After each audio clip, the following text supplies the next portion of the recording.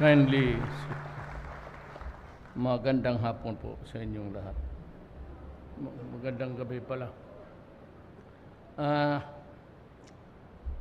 I have a prepared speech.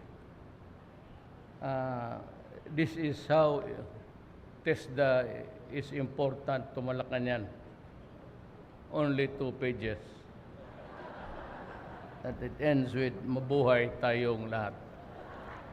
Now, let me just veer away for a moment, what a few minutes, to introduce to you the person at the helm of TESDA.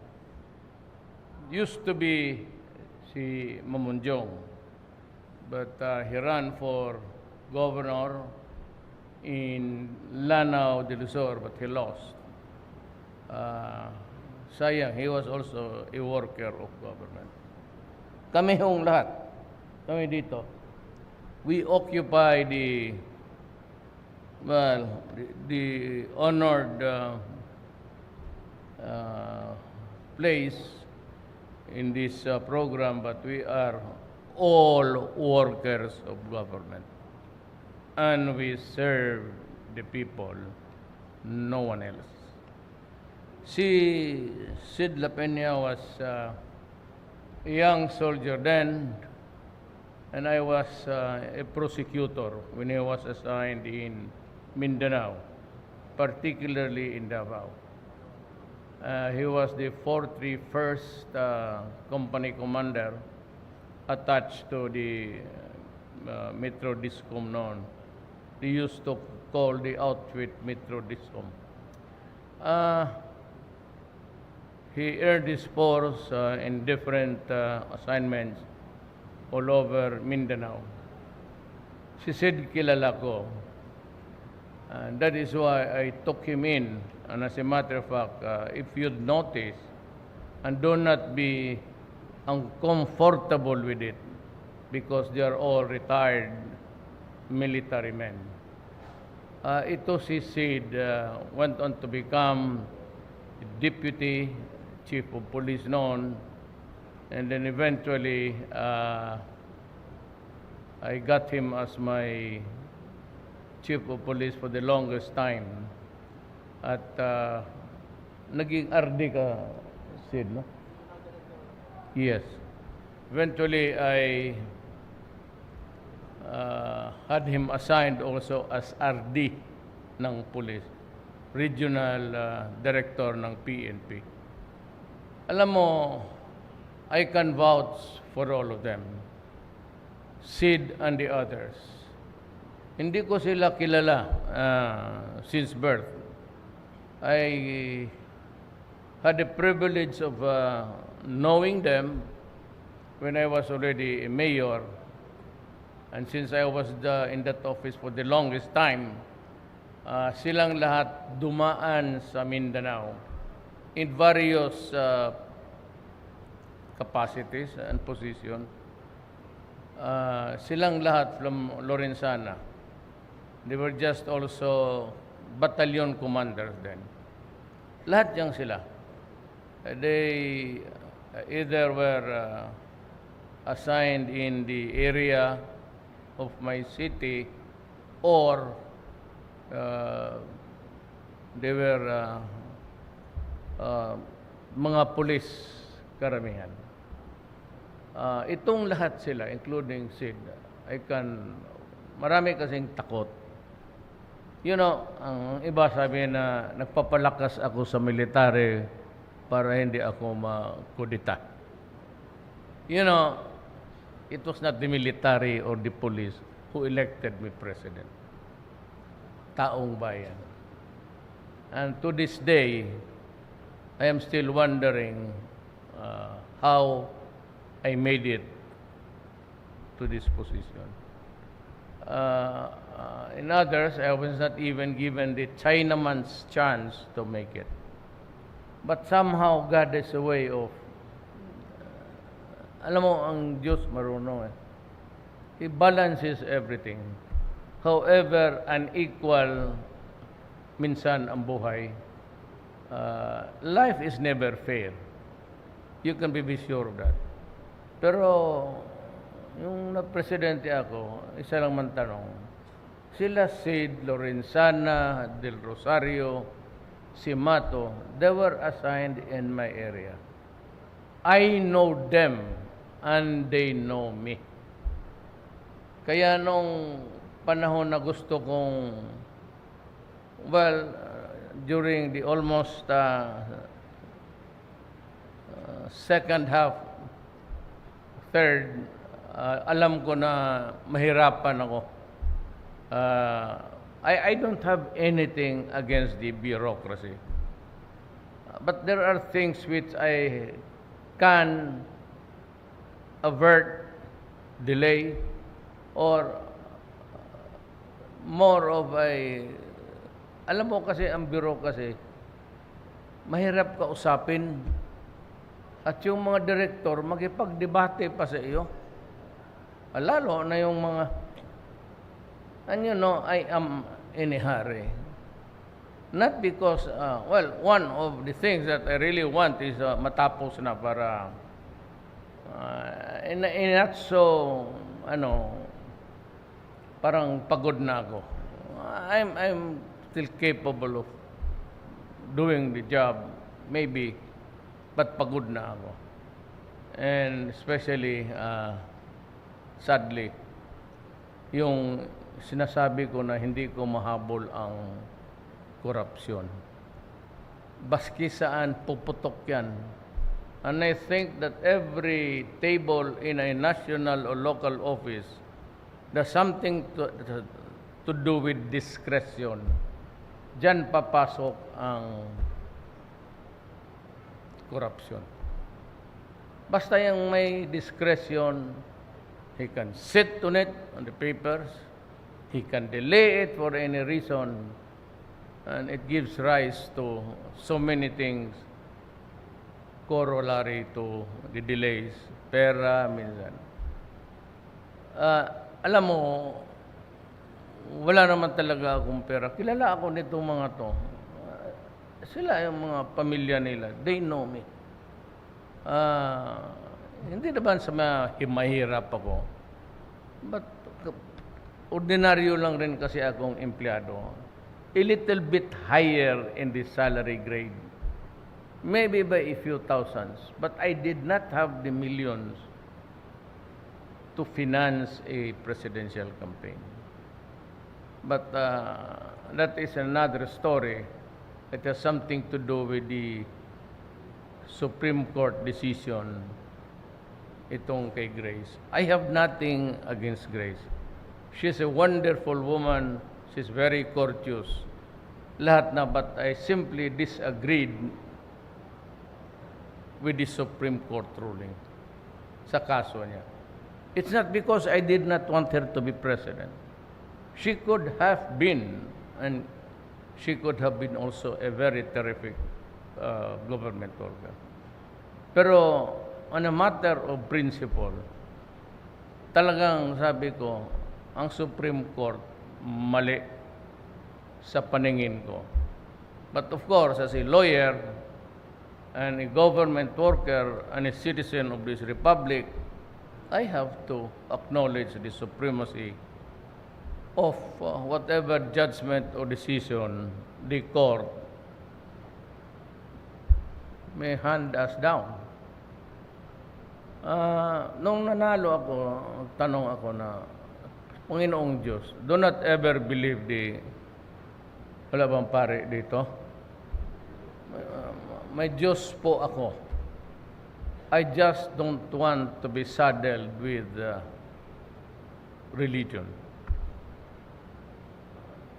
In a matter of a universal being there, beyond the clouds, elsewhere you look, saan, cannot be na walang Diyos.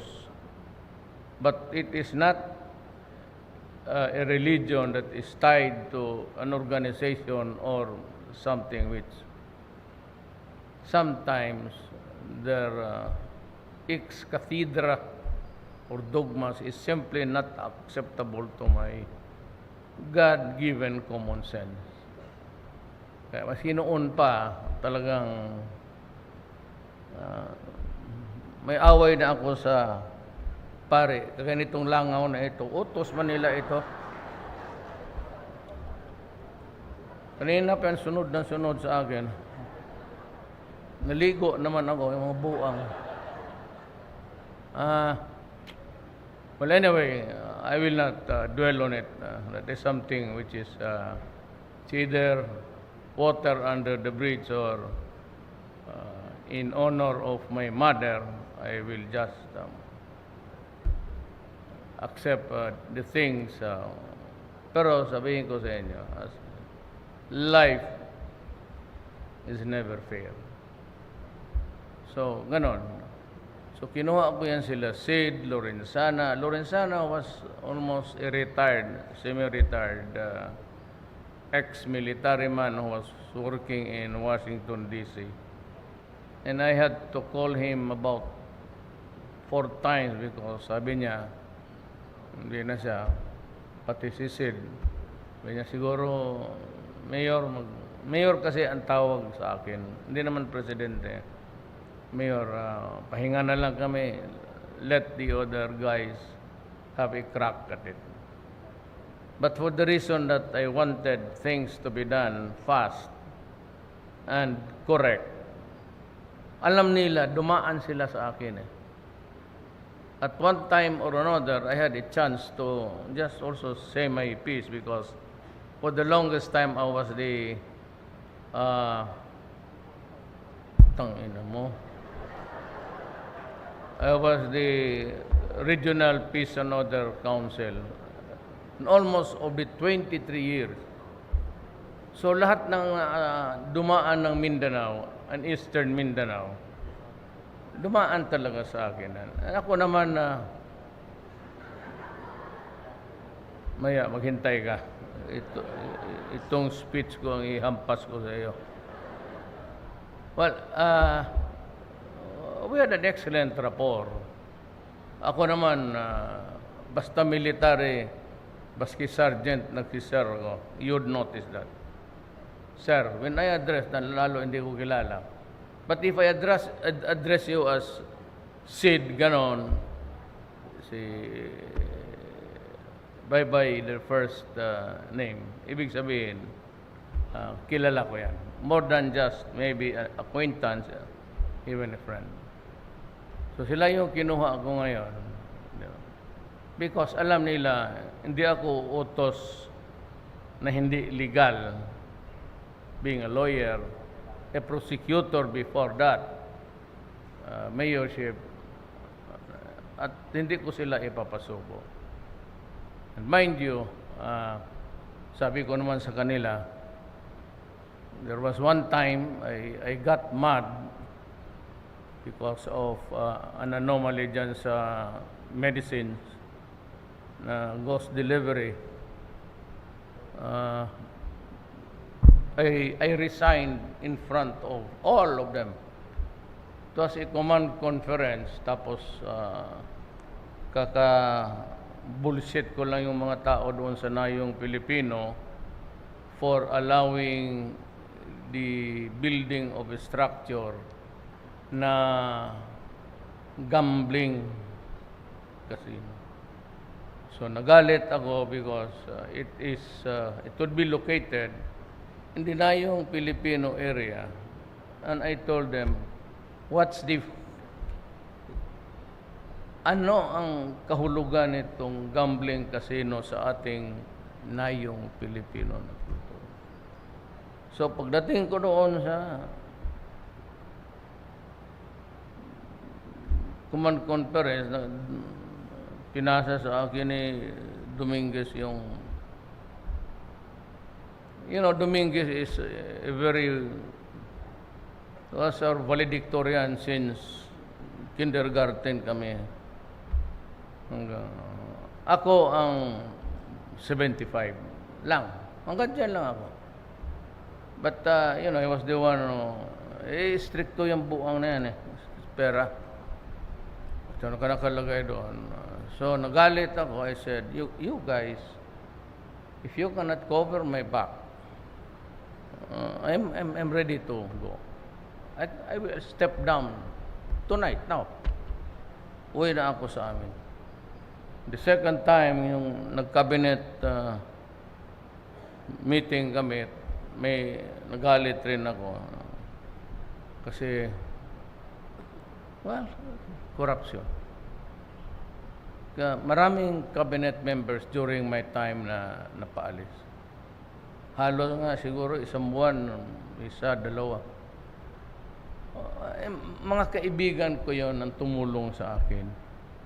They gave money, time, energy, all. And in return, I am a man that has a strong sense of gratitude. And so, cabinet member, pag sinabi ko sa kanila, kilala ninyo ako. Ay, kung kilala talaga ninyo ako, alam na ninyo. Alam na ninyo. Hindi na magle-lecture pa na. Napaka-corne kasi mag-lecture na matatanda. But yung along the way, maraming... So, sabi ko, dito na muna ako sa... Because I'm running out of time. It's just around the corner. And before I know it, baka ako na rin ipakulong ng mga gago. Pero sigurado yan, it could not be graft and corruption. All the cabinet members would tell you, I do not allow papers, transactions involving money, especially public funds, na maghintay pa sila ng approval. Nothing of the sort.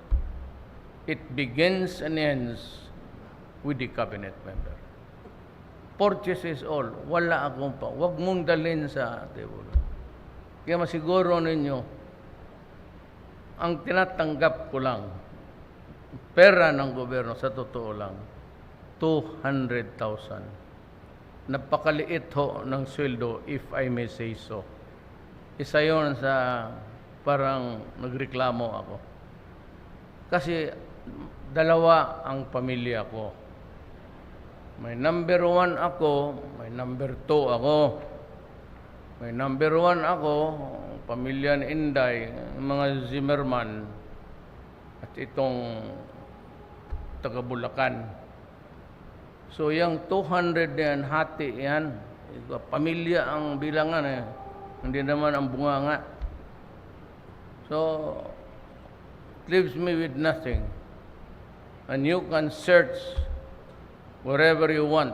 Wala akong pinirmahan dyan sa an extra emoluments or allowance. Wala talaga.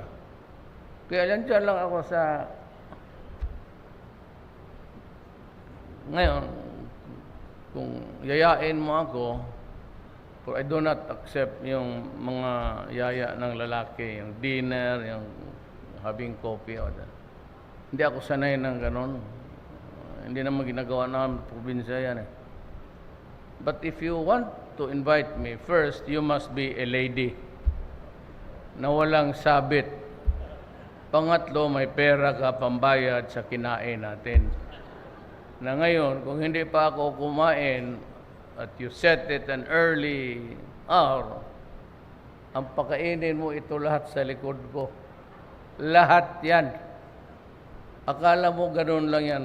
But when they begin to spread out, hindi mo makita. Pero pag mag-congregate na sila, pakainin mo, baski na palit-palit, mapuno yung restaurant. So, easily, more 100,000 to 200,000 ang gastos mo. Kung gusto mo akong imbitahin, kung medyo masama ang tingin ko sa iyo, ako na ang magyaya sa iyo. Pero in my office, whatever your position, it's 1 cup of rice, because I'm saving sa rice natin kasi maraming Pilipino na walang kain. So, 1 cup of rice, soup, pati ulam. It could be pork chop. Kung gusto mo, it could be bangus. Yan. Yan lang.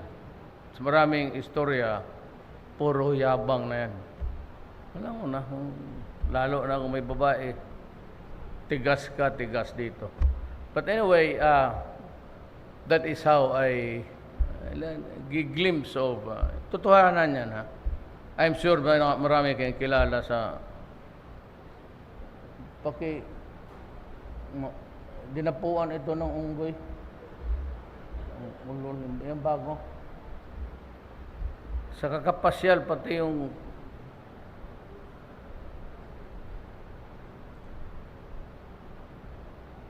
bote na lang, be. Diretso ko na lang.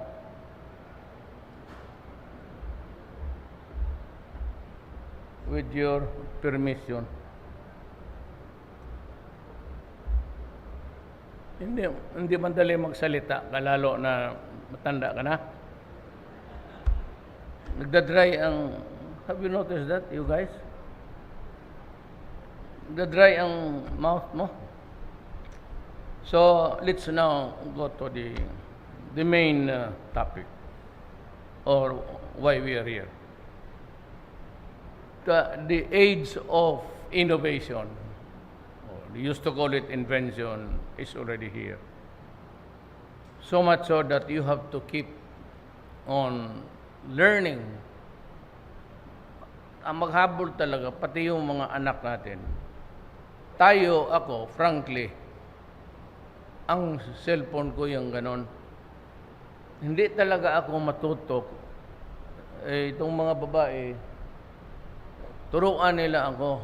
Yan, Mayor, pag-access.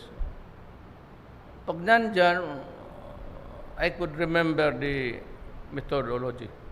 Pero pagka bukas, makalimutan ko. Paano ka itong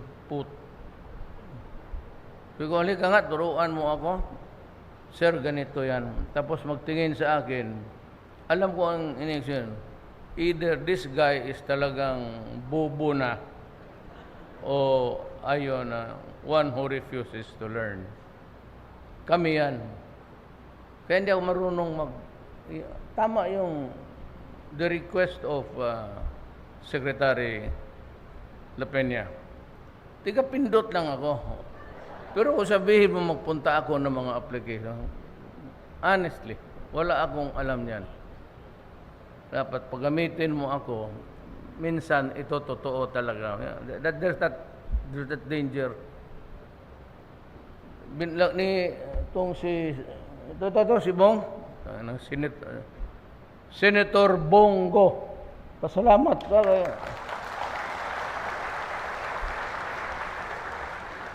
Tinuruan niya ako ng Viber, pero magpunta pa ako doon sa i-on ko.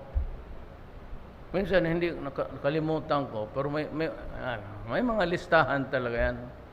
Mga kaibigan lang. So di marunong napindot ko kasi may babae na nagpadala ng birthday celebration niya. Yung gumaganon, ang tawag nila, bumirang. Napindot ko, Jesus Maria Josep. Pag pindot ko, sumabog lahat. Pati sa asawa ko. Kung wala, yan sabi ko, ano ba naman niya magpadala ng ito naman? Magselos ka pa sa akin, katanda ko na? Wala.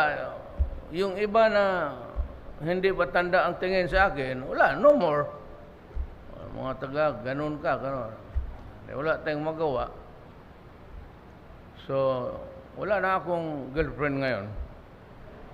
Wala na talaga. Zero. Pati matanda na rin. Wala. There is always a time for everything. A time to be virile and a time to be just hardly. But if you are a friend of Pfizer, you can get the discount. Mahal yan po. Suppose 400. That 400 does not give you something like this.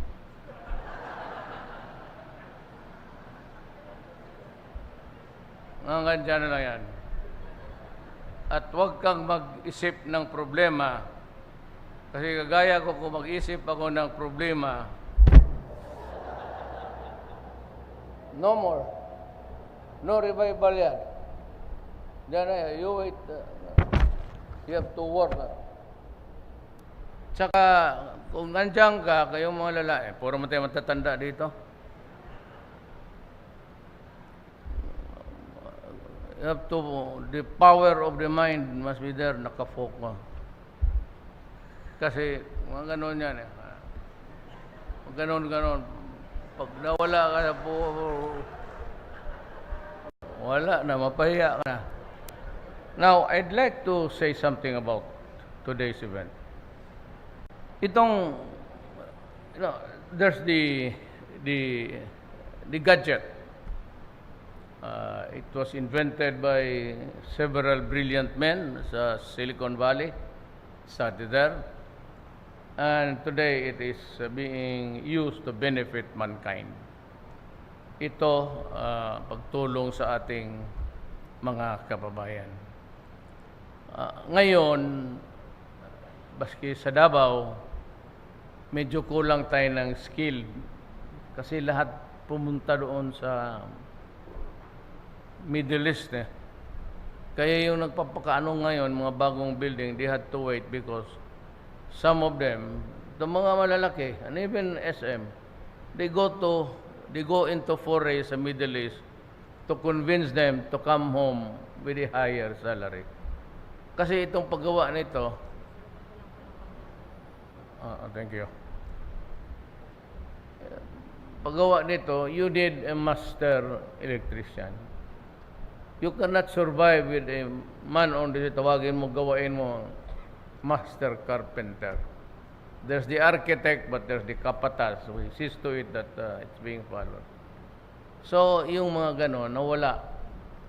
Itong second generation, as a matter of fact, sabihin ko kay Sid na yung kinuha ko siya from customs.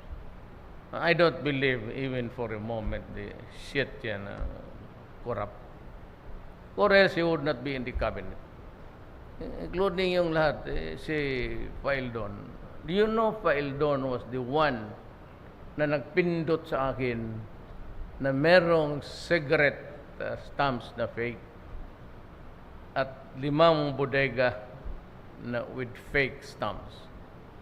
It was Faildon who was responsible for raising the revenue for 38 billion. Siya yun.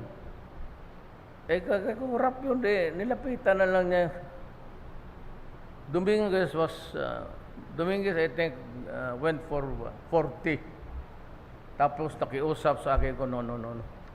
You go to the person concerned. You go to Dominguez. Tapos doon kayo magluhod. So, Dulay and Dominguez, then they went to me. Then sabi ko, well, I leave it to you to decide.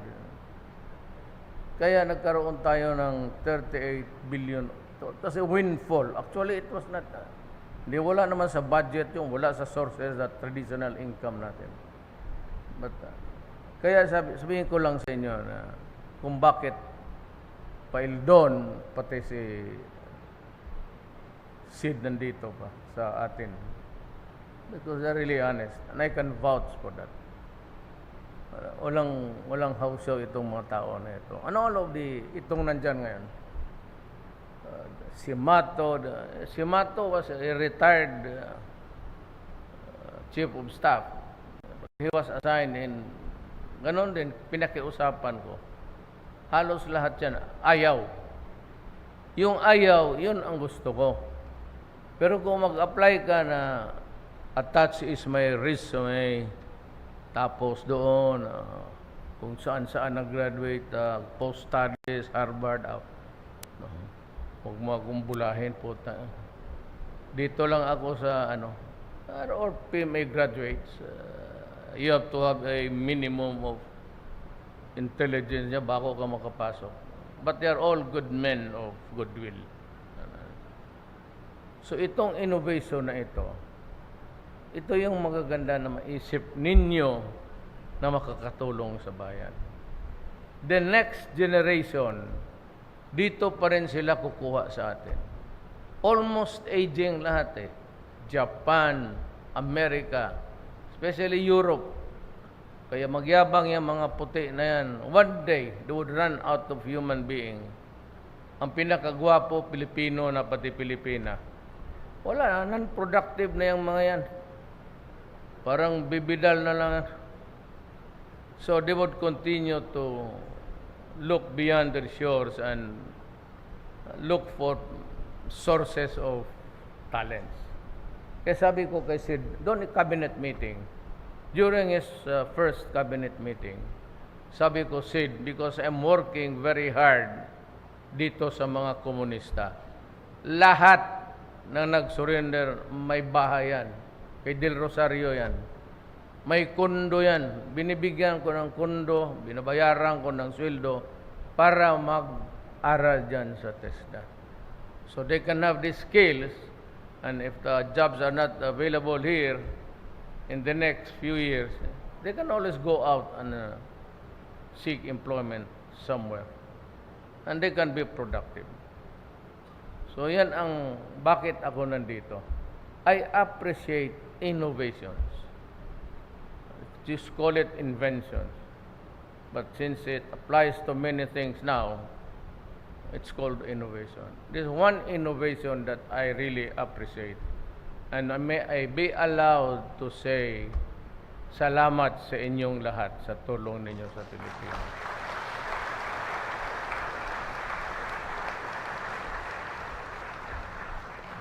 Problema, nakalimutan ko na tuloy yung salutations. So balik na tayo, dito na tayo sa So you listen para hindi sabihin pagod na kayo. Just pretend. I know that you are eager to go home. Wala namang ulan. Yes, ma'am. House Speaker Alan Peter Cayetano and his lovely wife. Dito. Si Mayor and si Lino. Sorry, si Taguig Mayor. Kailan kaya matapos ang dynasty ninyo?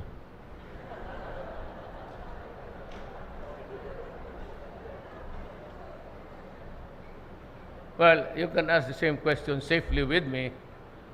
Yung mayor, si Inday, the vice mayor, si Baste. Believe na ako ngayon, may haircut na. At walang ginawa yon sa buhay niya, kundi babae. Ngayon, he worries about the public interest. And that is, I'm grateful to God na si Pulong,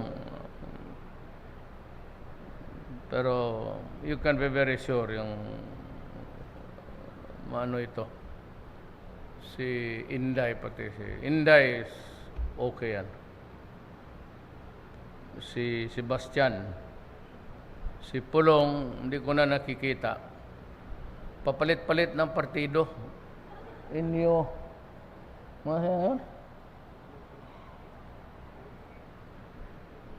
bakit NPA na lang siya, mas mabuti pa. Trade and Industry Secretary Ramon Lopez and other members of the Cabinet. TESDA Director General Isidro La Peña and his ma'am, lovely wife. Kaibigan ko yan sila, ma'am, for the longest time. Senator Bongo. Ito, Batanggenyo to, not really from Davao. Migrant na lang yan sila, kaya namin. If you are not a Maranao, if you are not a Maguindanao, Kagan, Sama, Tausog, if you do not speak the dialect, and you are a Christian, you are not a Mindanaoan.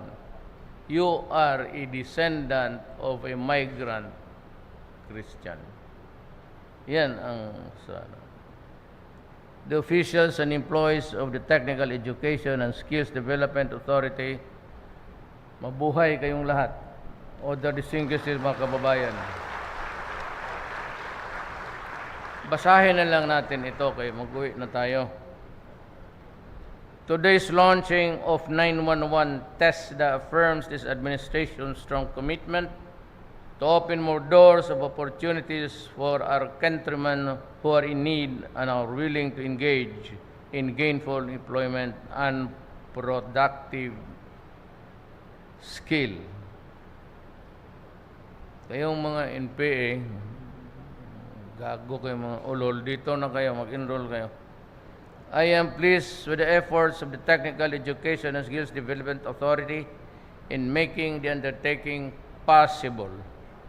This initiative is just one of the innovative solutions that will bring technical vocational education and training, or TVET, graduates closer to the local labor market. I forgot to mention si Secretary Andanar. Tumindi ka para ito yung sinasabi nila na marami ang babae. Kasi pugi raw eh. I am confident that this program will significantly contribute to our efforts to provide livelihood opportunities that will enable our people to make a decent living, in the process empower them to contribute to our overall growth as a nation. This web-based project is definitely responsive to the growing demand for quality services in households, communities, and enterprises by harnessing the great potential of a digital online service providers. It is my hope that by providing efficient, dependable, and reliable means of job application, matching, and hiring, we will be able to promote ease in doing business and at the same time augment our workers' income and increase the demand for employment in automotive, electronics, transport, logistics, and other vital services. As we forge a strong network of services and job linkages in public and private technical vocational institutions, I am hopeful that our TVET students and graduates are all over the country will successfully land jobs that will best suit their skills and qualifications. Let me express my heartfelt gratitude to our industry partners who made 911 TESDA possible. May you continue working with government so we can attain our common goal of producing well-trained individuals will become agents of positive transformation in the respective sectors. It is just fitting that we launch this groundbreaking project as we also prepare to celebrate TESDA's milestone 25th anniversary next month. Panibagong speech to. May this inspire each of you to further enhance the quality of technical and vocational education in the country, so we may open more doors of opportunities for the advancement of our fellow Filipinos. As I have said kanina, it ends with mabuhay tayong lahat.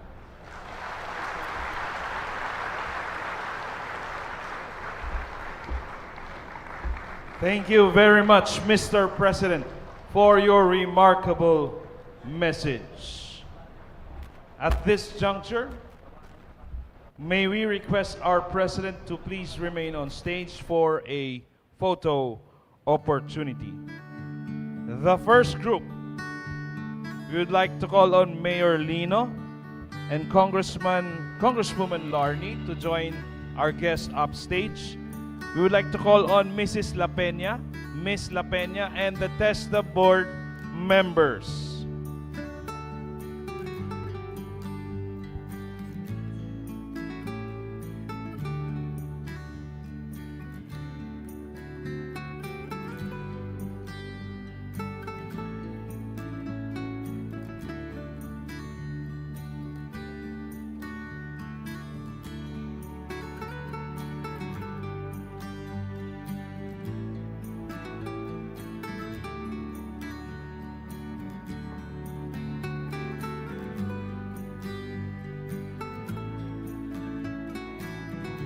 Please prepare the second batch, the executive committee,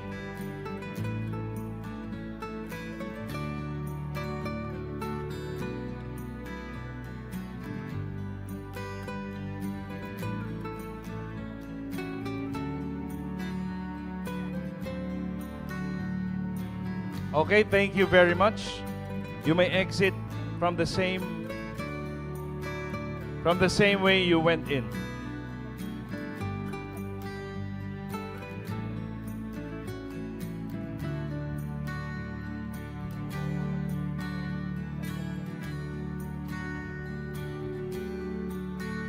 Please leave your bags and your cell phones when you come up on stage. Please prepare for the third batch. Please prepare. The TESDA regional directors and our digital online service platforms and the president of Bizuko.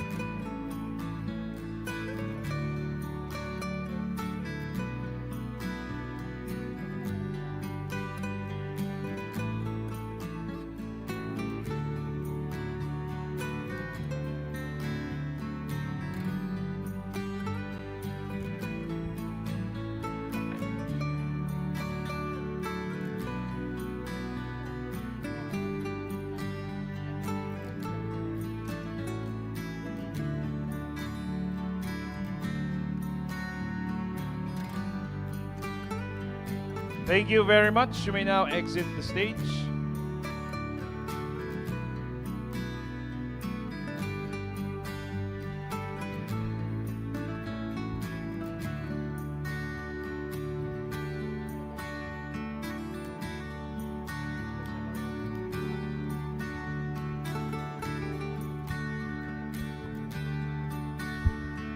The third batch, the regional directors, DOSPs, and the president of Bizuko.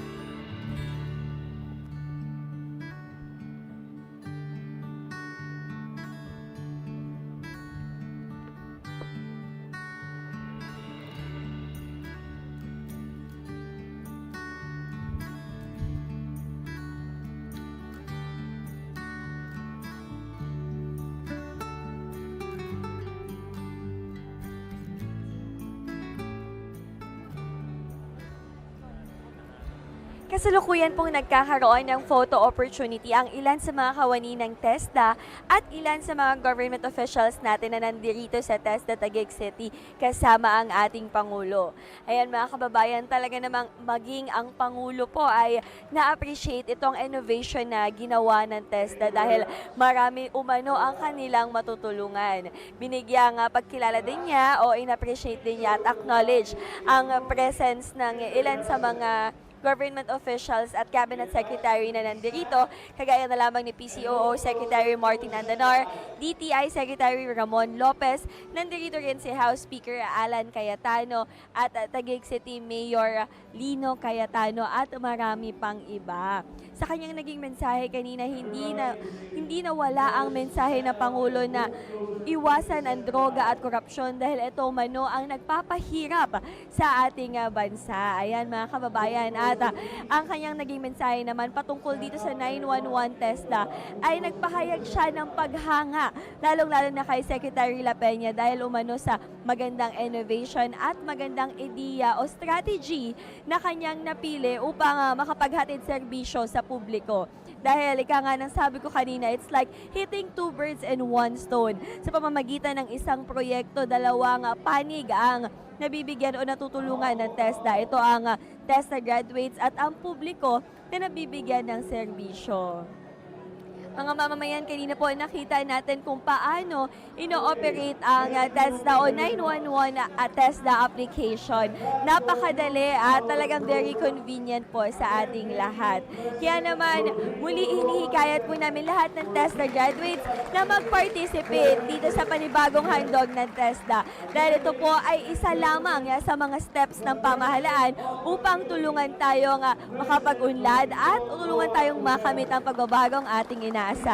Muli, ako po si Micaela Guerra ng Radio Television Malacanang. Mabuhay Pilipinas! We request everyone to remain seated until after the President has left the program venue.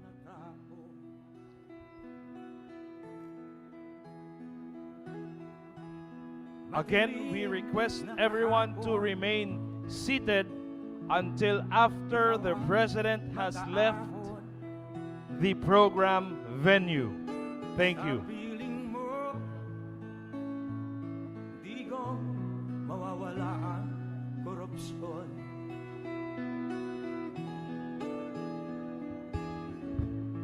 Tayo na, Pilipinas. Tayo na magbago. Hawak kamay tayo para sa pag-asenso. Ikaw at ako, tayong lahat kay Rodrigo